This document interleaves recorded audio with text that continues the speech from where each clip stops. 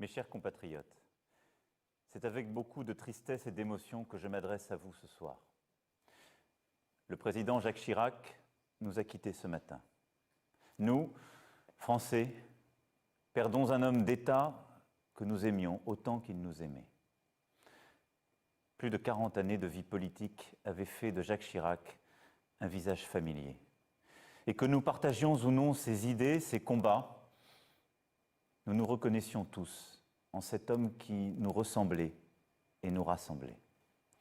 En ce petit-fils d'instituteur qui, aux fonctionnaires, parlementaires, ministres, président du Conseil général de Corrèze, Premier ministre, maire de Paris et président de la République, occupa les plus hautes fonctions dans notre pays, sans jamais oublier ses racines. En ce chef qui sut représenter la nation dans sa diversité et sa complexité. En cet enfant de Corrèze qui était heureux en France, à Paris comme en province, dans l'Hexagone comme dans les Outre-mer.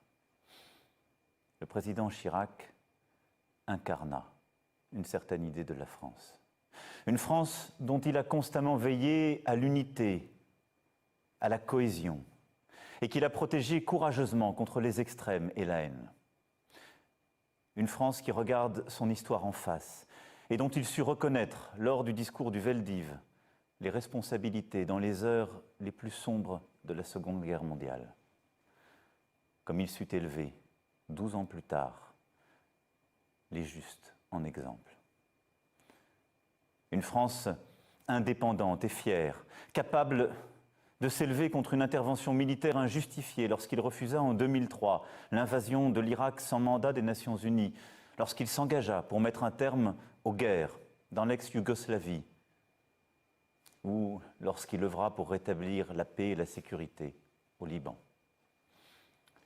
Une France qui assume son rôle historique de conscience universelle. Le président Chirac incarna une certaine idée du monde. En s'engageant pour une Europe des hommes plutôt qu'une Europe du marché, une Europe plus forte, plus protectrice, assise sur une amitié franco-allemande indéfectible. En s'engageant pour le climat, tôt. Car Jacques Chirac était habité par la conscience du temps long, cette conscience qui enseigne l'infinie fragilité de la vie. Notre maison brûle.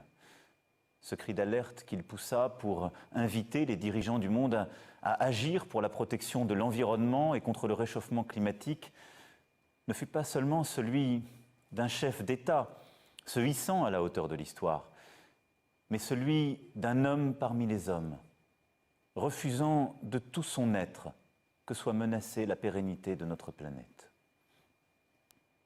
Le combat de sa vie fut celui du respect des différences et du dialogue des cultures. À ses yeux, nul art supérieur aux autres, mais des arts, des expressions sensibles de l'homme et de l'âme qu'il faut également considérer, également promouvoir. C'est ce qu'il fit, en initiant la création du musée qui porte aujourd'hui son nom, où des trésors des civilisations d'Afrique, d'Asie, d'Océanie et des Amériques dialoguent par-delà les siècles. Oui, une certaine idée de la France, une certaine idée du monde, des échanges, des coopérations. Ce soir, le président Chirac n'est pas seulement pleuré dans notre pays. Il l'est à travers l'Europe. Je le sais aussi dans le beau continent d'Afrique qu'il aimait tant et dans le reste du monde. Jacques Chirac était un grand Français, libre, épris de notre terre, pétri de notre histoire et amoureux taiseux de notre culture. Lui qui attirait la sympathie de l'agriculteur et du capitaine d'industrie, lui qui prenait le temps d'échanger longuement avec l'ouvrier d'usine comme avec les plus grands artistes, aimait profondément les gens, dans toute leur diversité, quelles que soient leurs convictions, leurs professions, leurs conditions. Il aimait les Français pour les saluer, leur parler, leur sourire, les embrasser. Les plus humbles, les plus fragiles, les plus faibles furent sa grande cause. Il ne cessa d'agir pour ceux qui, frappés par le sida, malades du cancer, touchés par le handicap, avaient été bousculés par la vie.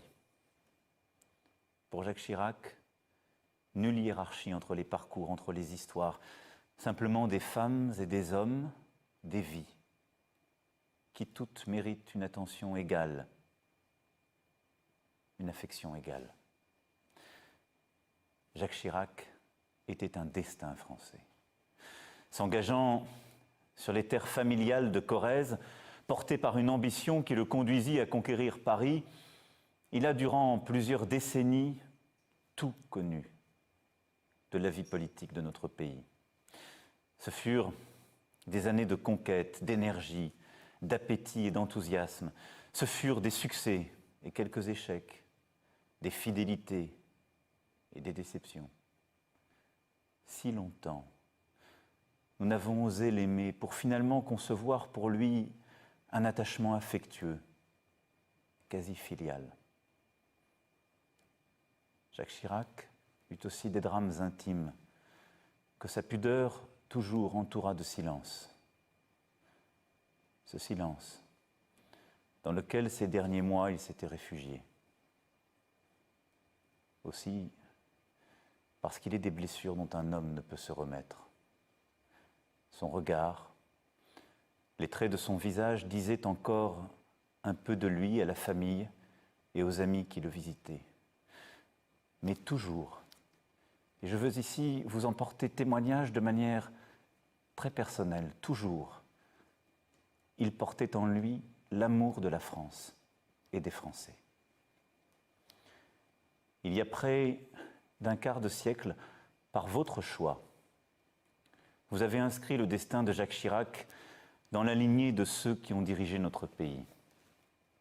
Il mit ses pas dans ceux du général de Gaulle et du président Pompidou qu'il aimait tant, dans le respect de chacun de ses prédécesseurs, le président Giscard d'Estaing, puis le président Mitterrand, pour lequel il sut trouver des mots lumineux lors de sa disparition. Notre pays est fait de ces transmissions qui portent leur mystère et nous dépassent. Nous avons pour Jacques Chirac ce soir de la reconnaissance. Il fit tant pour notre nation, nos valeurs, la fraternité et la tolérance. Il eut notre République chevillée au corps tout au long de sa vie.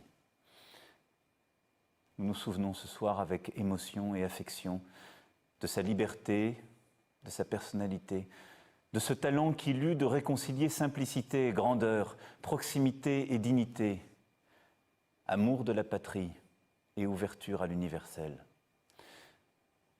Je veux, en votre nom, dire à Madame Chirac notre amitié et notre respect, dire nos condoléances à sa fille, son petit-fils, sa famille et à tous ses amis et ses proches.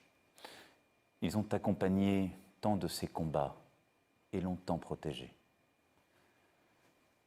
Dès ce soir, l'Élysée restera ouvert afin que chacun puisse venir y écrire ses condoléances et témoigner son respect. Lundi 30 septembre sera jour de deuil national et une cérémonie en l'honneur du président Jacques Chirac se tiendra à midi. Mes chers compatriotes, portons en nous désormais cette part de notre histoire qui l'accompagne, conscient de notre dette à son égard, fort de ce qu'il nous a légué. Il entre dans l'histoire et manquera à chacun d'entre nous, désormais. Merci.